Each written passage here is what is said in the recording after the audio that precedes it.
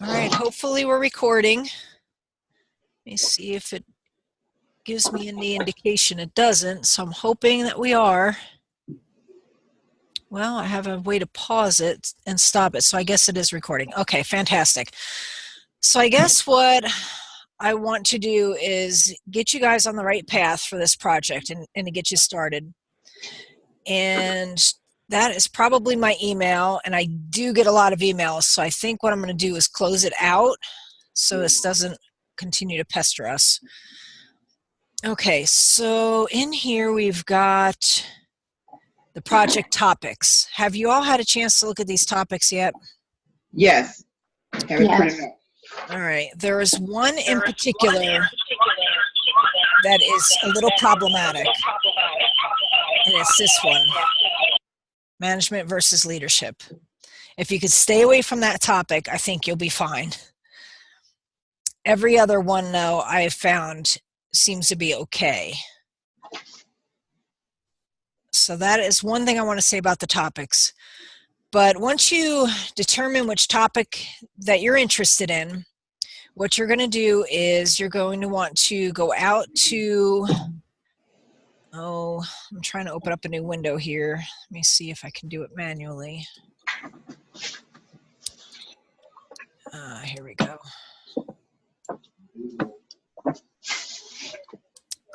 I wish I could move this to the bottom. All right. So you're going to want to go out to Macmillan Library.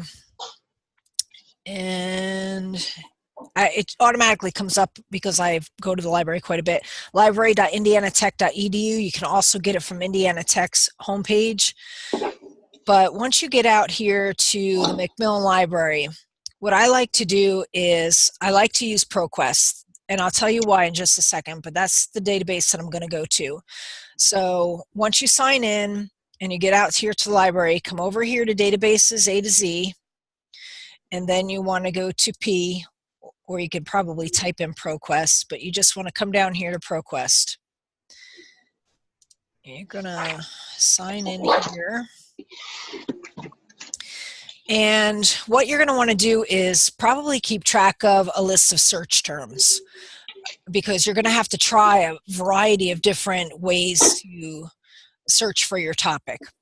And you're going to want to start reading some information about your topic just to get a background and a sense of what's kind of going on in the literature, what's going on in the research.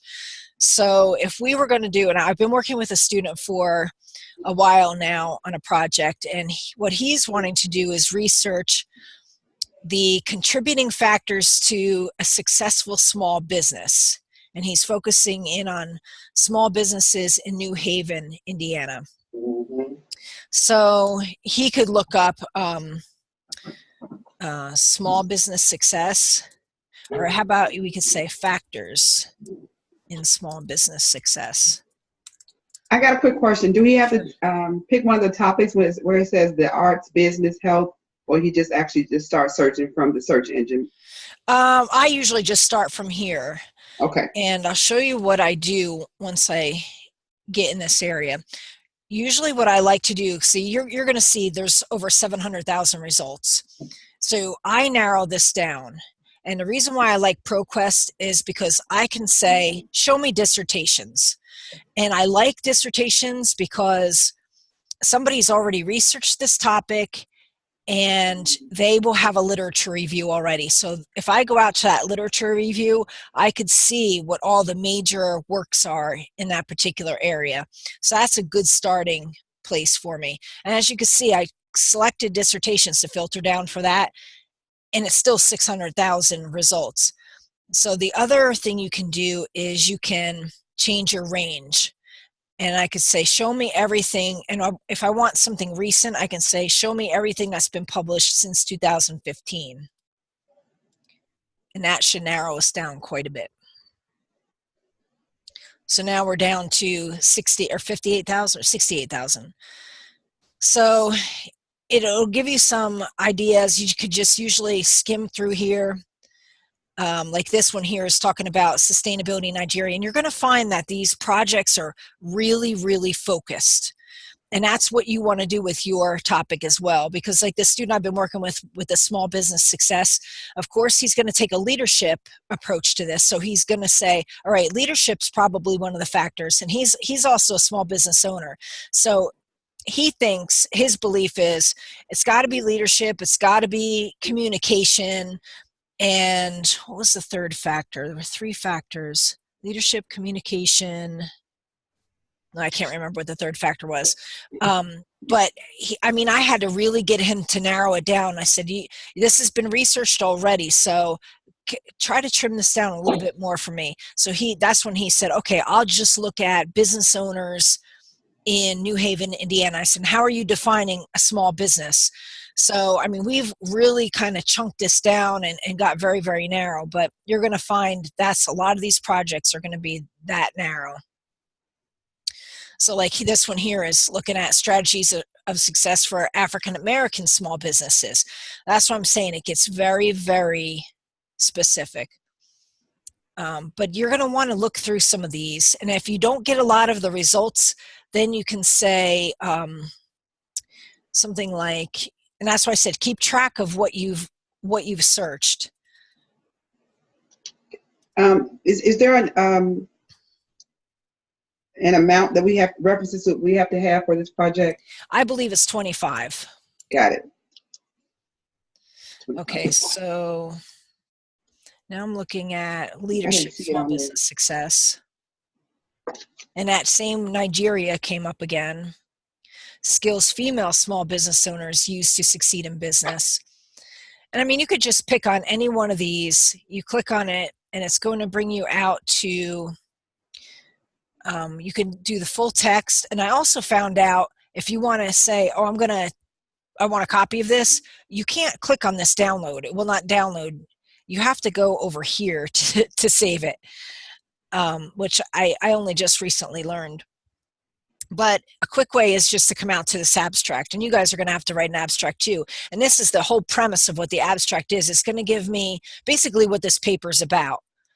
And it'll tell me whether it's a quantitative study or a qualitative study. And that's something else that you're going to want to figure out too is, are you comfortable doing interviews, or are you comfortable distributing a survey? And some thought has to go into this before you actually start writing this paper, because all of these pieces need to fit together like a puzzle. And if just one thing doesn't fit quite right, you're going to get trouble on the back end of this. Because understand me when I tell you that I've seen the end of 7600, and there are people that can't answer those research questions. And that's why I really harp on, you have to have the right research questions. They have to be very narrow and focused. You have to have a way to measure them. So I keep asking students, how are you going to answer these research questions? We need to have a survey that can do that, because at the end, you can't write up your findings if you can't actually answer those questions. And a few people have come to me at the end and said, now I know what you mean. Now I know why it was so important to get this right in the first class, because it will make for a difficult 7600 if you cannot get this right in the first place. So you really want to, number one, figure out which topic you're interested in. Number two, get out to ProQuest and start researching. Start researching what's already been done. Like if you are going to study small business, the factors that go into small business success, you want to start reading about that. What are those factors? What would you expect to find in your study? And that's going to help you to narrow down and to do your research questions as well. And then think about who you have access to. Whether you're going to interview or you're going to distribute a survey, you need to know where you're going to give the survey out. Is it going to be your company, or are you going to give the survey out to people in your company? It could be your church. Like this student I was telling you about, he happens to know other small business owners in New Haven, Indiana, so he has connections there. But you have to figure out, who all you have access to. And I'm pretty sure that the class, now the other thing too that you have to understand with Indiana Tech is, with these online classes, there's a course developer. So somebody has developed this 7400 class, and it wasn't me. So when I teach the class, they basically copy this shell over into our Blackboard page, load all the students into it. So I always have to refresh my memory, like how many sources, how many pages does this have to be? And I believe there's a certain number of surveys that you have to be able to get back. And I don't know why, but 30 is sticking in my head. 30 Wow. responses. So 25 sources, 30 responses. So you have to at least, and you're going to have to oversample, right? Because if you hand out 30 surveys, it's highly doubtful you'll get all 30 of them back. So you might have to hand out 40 or 50 in order to get back 30 responses. Okay, I got a quick question because Sure. I'm jumping ahead of myself. Sure. Because I tried to read through the whole syllabus. Is this actually in this class or probably in the 7600, not the 7400 a month? Do it builds up? Is it a lead to that? Yes. Okay. This class, right. the next two classes, there's three of them all together, 74, 75, and 7600. You're working on the same paper, all three classes. Right, but everything you're saying now is not due on this first paper, is it? No, what's due on this first assignment is you have to do an introduction. Right. You have to do a, so there's different sections, introduction, the purpose is part of that. You have to do a significance. Tell me, why is this research important? You're going to do your research questions, and then you have to find either a survey to use or you have to develop interview questions. Okay, I just got overwhelmed, but I understand the process. Yeah. Ooh, okay. Yeah, so those are probably the important parts for this. But like I said, if those aren't just right, you're not going to be able to collect your data and write up any findings. So we need to be sure that we think about the end as we're starting in the beginning. So definitely read through these abstracts. If you wanted to take a look at the text, like I said, I really like to look at dissertations at first, because basically what you're doing in this class is a scaled down dissertation. I mean, granted, these things are usually 200-300 pages. You're going to be nowhere near this, but you have the same sections. I mean, look, they have a purpose. You have to have a purpose in yours. This is part of the introduction. They have research questions. You're going to have research questions. Here's interview questions. You're going to have interview questions. So you're going to have a limitation section. So there's some of these that you're going to have. You have a significance section. So that's why I think it's important to come out here and look. And I really even like to go into their literature reviews and find out what they've see here. We have leadership in small business. I would go to page 33 and I'd see what kind of literature they've come up with, because those will give you the studies to say, oh, this might fit into my study really well. I should probably read this one. I should read that one. It'll give you the different studies that they've used. So if I go all the way down to the beginning, to the end, here's the references. So if you see something in that literature review, you could come out here and pull the article and use that in your paper. That's why I really, really like to look at these dissertations to begin with. So I'll click back here. So I definitely would encourage that you just start looking at these dissertations, start looking at, and the other thing I like about dissertations, let me back up real quick. If you decide to do a survey or an interview, they will give you the interview questions. They will give you the survey questions because they have to publish that as part of the dissertation. If you get into a regular article, they're really not going to tell you which survey questions they used. It's just not going to be there most of the time. There's something out there called the MLQ, Multi-Factor Leadership Questionnaire. It's in a lot of these studies on leadership. The MLQ is something you have to purchase. So if you see in the abstract that they're using an MLQ, the MLQ survey, stay away from it. You have to pay to use it. It's not a survey that you can use. And again, that's I believe it's called the Multi-Factor Leadership Questionnaire. They abbreviate it MLQ. It's owned by a company called Mind Garden.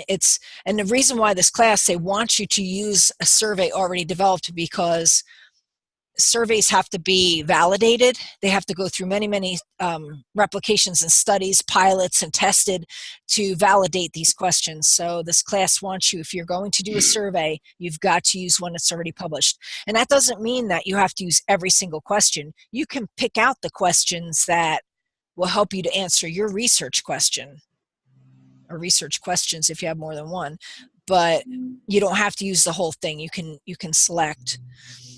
Sometimes students get confused on the difference between a research question and a leadership, or a research question and an interview question, or a research question and a survey question. A research question is going to be a little bit broader, and an interview question, you're kind of focusing down a little bit. So I'll give you an example of this. Here's a study that I'm working on, and who knows, I might call you guys to help me with this study. So I am working on right here. Have you guys heard at Indiana Tech this thing called relationship-based education? It's a Yes. philosophy of ours here. It's, if you ever go out to our webpage, it's all over the place. It's, they talk about it all the time. And for years, I've always wondered, what do they mean by this? I don't even know what they mean. We talk about it all the time, but nobody's really clearly articulated this for me. So I wanted to start thinking about, well, what does this mean to students at Indiana Tech?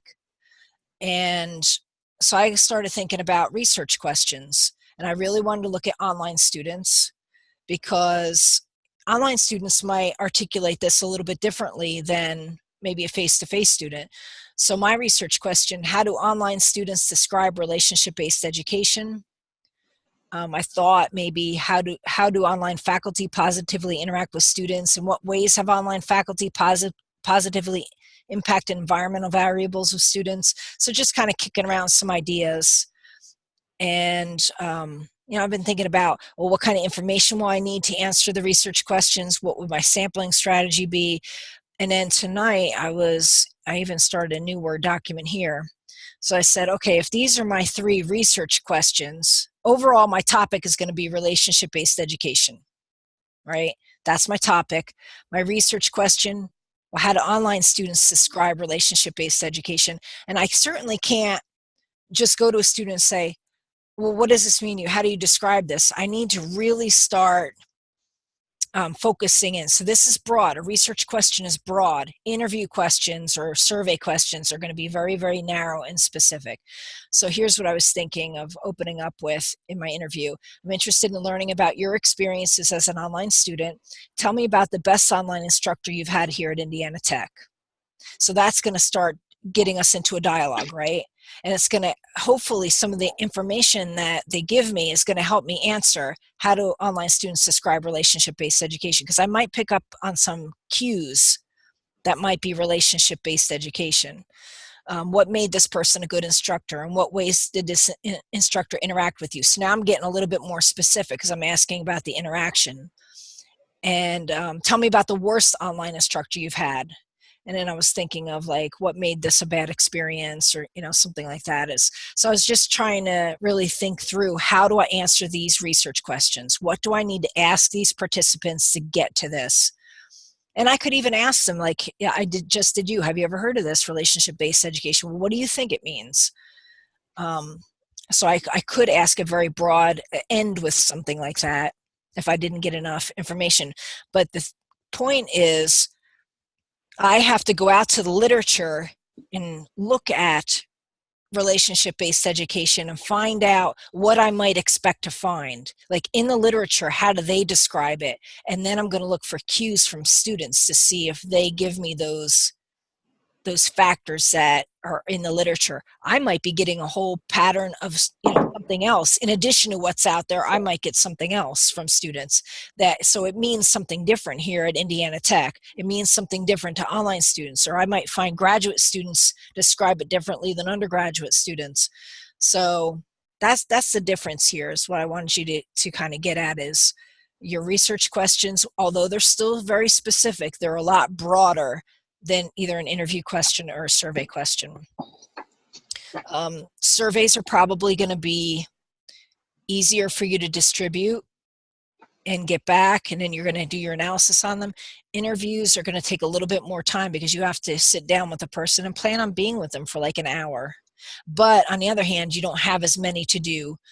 You could get away with interviewing 5 people, whereas you would have to have 30 responses for your surveys.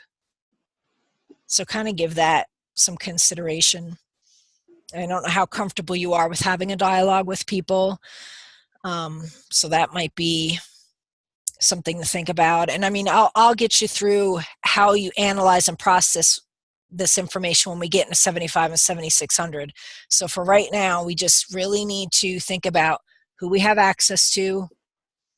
So where we're going to either interview or distribute these surveys, your topic, what does the literature say about your topic? Go out and look at some dissertations, and then start looking at some articles, gather your articles, and then that's probably going to be the best bet for you to get you on a path. So tell me then, what are you guys thinking of? Is there a particular topic you have in mind? Anything that you've kind of been kicking around? I'll go back out here. It's so many to choose from, and I actually tried to narrow them down because I've been dealing with a lot of entrepreneurs the last couple of years, the last 2 years, and we have a lot of different views on things. So I don't know. I got a couple of them I can interview.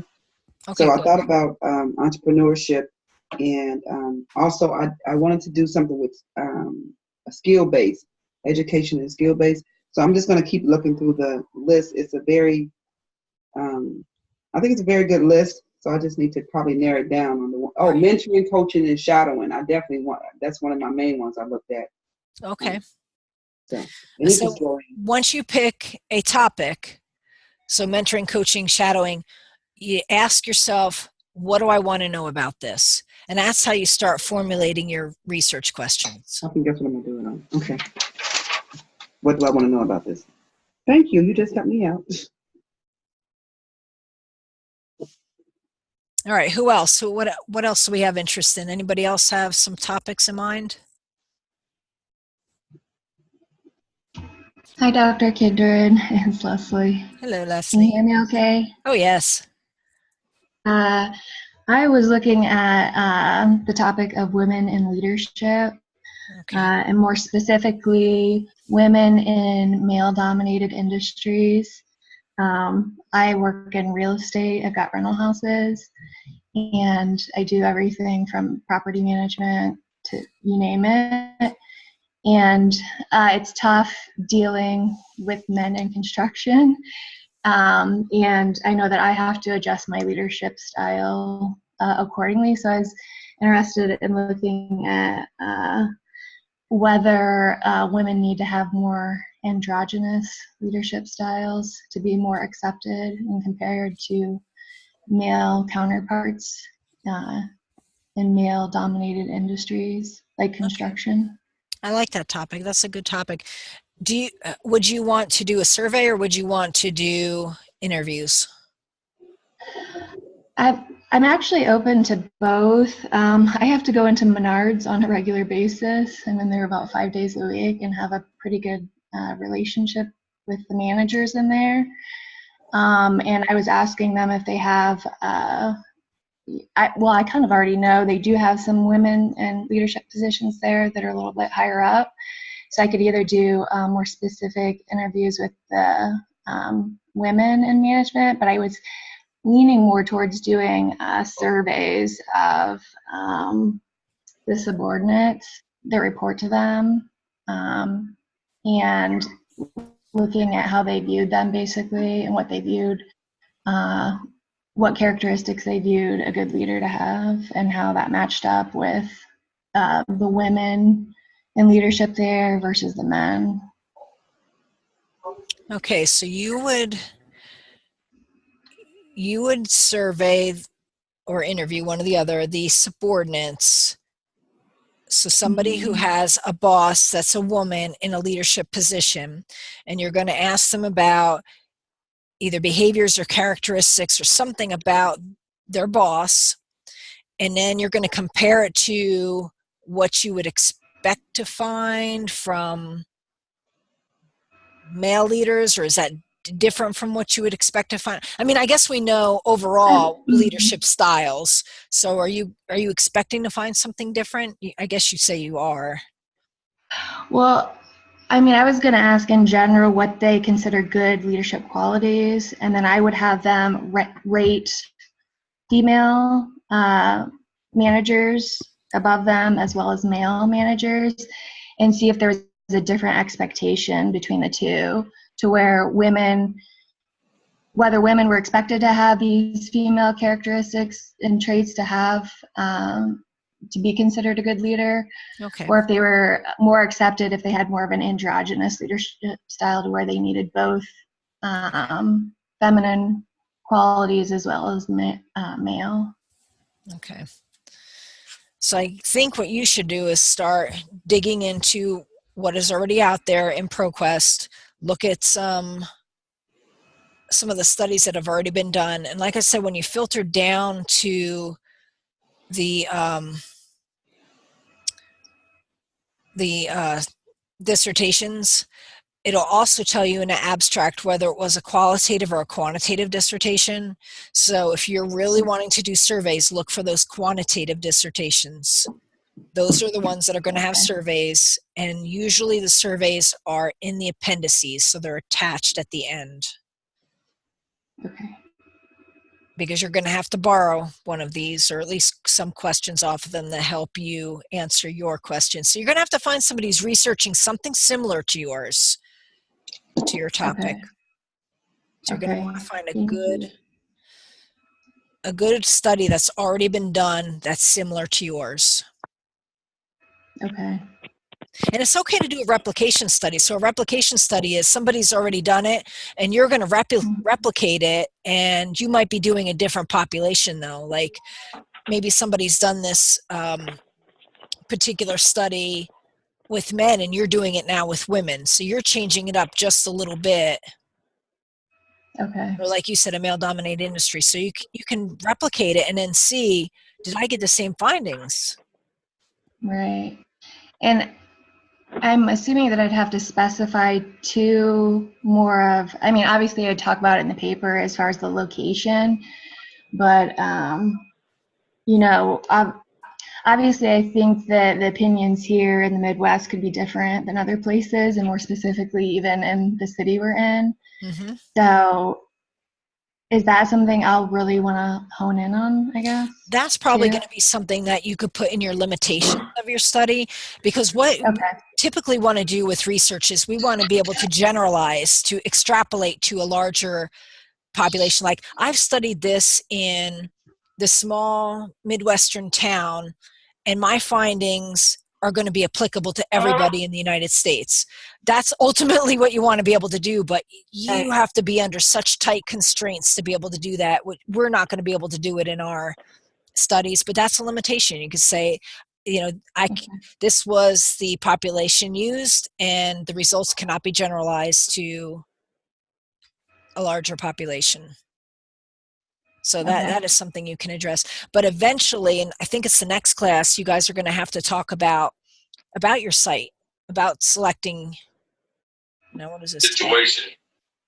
There we go. You're going to have to talk about your site selection, why you chose this site. Tell me a little bit about this site. So you are going to have to do that eventually too. Okay. But I think that's a very good topic. That's a worthy topic. You're just going to have to find a study that's similar to yours. And plan on spending some time. It takes time to look through these. And like I said, if you put in a search term and you're not getting anything, change your search term. Find a different way to say it. Yeah, I can see that this will take a while. Yeah, because I'll be honest with you, when I typed in relationship-based education, nothing came up. Or then I was starting to get things from like kindergarten in a primary school. So I was like, okay, no, I want college. So I was having to really focus down on college. And I said, relationship-based education isn't even a thing. Like, what else is there to study? Or relationships with students. I mean, I was trying everything I could possibly think of to get a study. One thing I do, which I'm not sure how many other people do it, but I'll go into Google Scholar and I'll just Google it.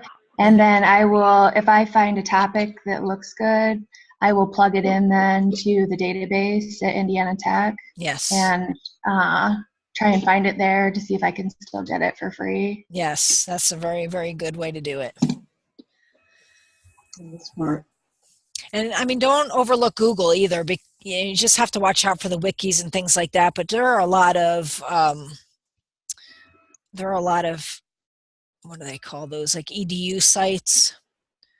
I'm gonna have to move this again. Hang on, because I want to get under here. So if I put in like extended case method, which is something I did today. So this is an EDU. This is New York University. So this would be reputable. This is something I can pull up and use. This is actually an article from the person that is sort of big into extended case method. So that's something. Sage is a publication, so this would be good. Probably would stay away from encyclopedia.com. So Wiley's a database. This is a university in Wisconsin. So anything EDU is safe. This is Berkeley, an EDU. So don't even get away from Google. You know, think about Google as well, how you can use that. I'm going to have to check with the library and find out if there's a way that we can, because I also I have a login over at the University of Notre Dame, and there's a way there that I can look up, like, show me this article and tell me everybody who cited this article. So it'll give me other articles that have actually cited that one, and that's usually good using a citation map, but I don't know that Macmillan has a way to do that. And I'm not seeing it here. But anyway, Leslie, that's a good topic. So I think I would get started on that, and then check in with me in a few days if you're, either way, if you're finding something or you're not finding something, let me know. And I want to know that you're okay before you get too invested in this. Okay, I appreciate it. Okay. Who else is still on the line? This is Vicki. I got disconnected and I called back in. Okay. Do you have a topic in mind? I have at least 4 or 5 that I picked out of your list. Okay. I was thinking about leadership and development, mentoring, coaching, or shadowing, Okay. Youth leadership, and then I was kind of interested in the integrity and ethics topic. Ooh, that could be interesting. But I think that, yeah. So I'm still undecided at this point. Right. Again, though, when you're thinking of these things, make sure that you have a population from which you can sample. So if it's youth leadership, are you in contact with people that are maybe leading youth, like Girl Scout leaders or Boy Scout leaders, or we could even take the angle youth leadership. I would think you could probably look at young leaders. Okay. There's a group, 5 Star. I don't know if they're all around Indiana, but I know they're in northern Indiana, and they teach high school students how to be leaders. So that could be right. But like I'm saying, you need to have a place where you can either interview or survey. So keep that in mind when you're choosing your topic. And then also think about, if this is a topic that I'm interested in, what do I want to know? So keep that in mind as well. But I think those are all really good possibilities. I don't see any problems with them. Like I said, the only one I've really ever encountered was management versus leadership tends to be difficult to research. Okay. Okay. So once you start getting that a little bit more refined, reach out to me in email and let me know kind of where your mindset is. And you're going to have to do some just initial searches out on Macmillan's library. Okay. Okay. Okay. Who else?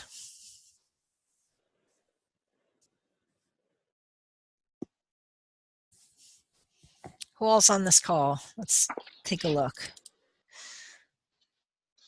Okay, Leslie, Vicki, Doreen, and we have Claudia. Claudia, do you have a microphone?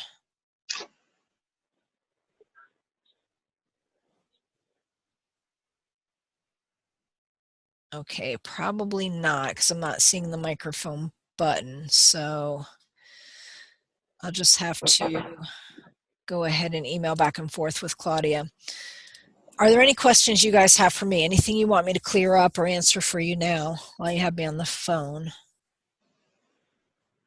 Is there a certain amount of pages that we have to have for this project? I find that most students are around 20 or 30 pages. It just depends on really how many interviews you do or how many sources you get back, how much detail you go into with your each of your sections. But it's usually 20, 30, somewhere around there. But And I that's for don't the think there's final project. right. That's the whole thing. MSOL Okay. 7600. That's what you're going to end up with. Okay.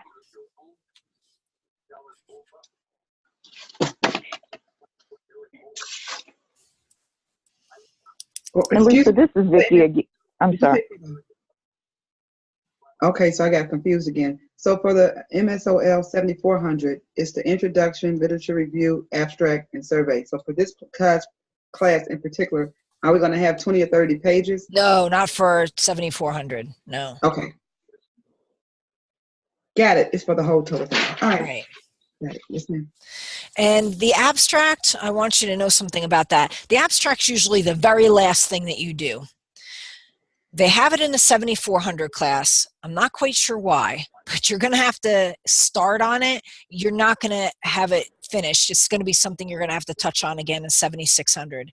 Because if you look at a lot of these dissertations that are out there with their abstracts, they tell you, here's my topic, a little bit about the people they either interviewed or surveyed. They tell you whether it's a quantitative or qualitative. They tell you a little bit about their findings. You don't know that yet. You don't know what your findings are yet. So you cannot put that into the abstract.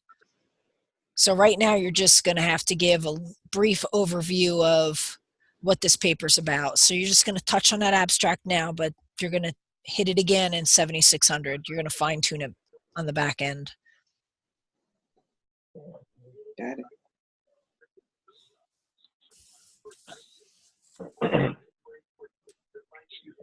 Vicki, do you have another question? No, she just actually got the answer to the question that I had. Okay.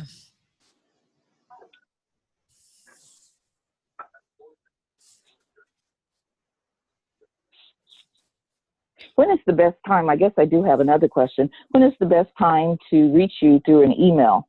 Because I typically work long hours and I get home right before 7 o'clock. So that's usually the time that I'll be working on my project after work and also over the weekend. Well, I usually check quite a bit. I have it on my phone, so I check. And if I respond on my phone, please overlook any kind of spelling errors, especially if I'm responding without glasses on, because I'm on my phone and I can't really see anyway. And I'll try to be brief. If I'm on the computer, I can elaborate a little bit more.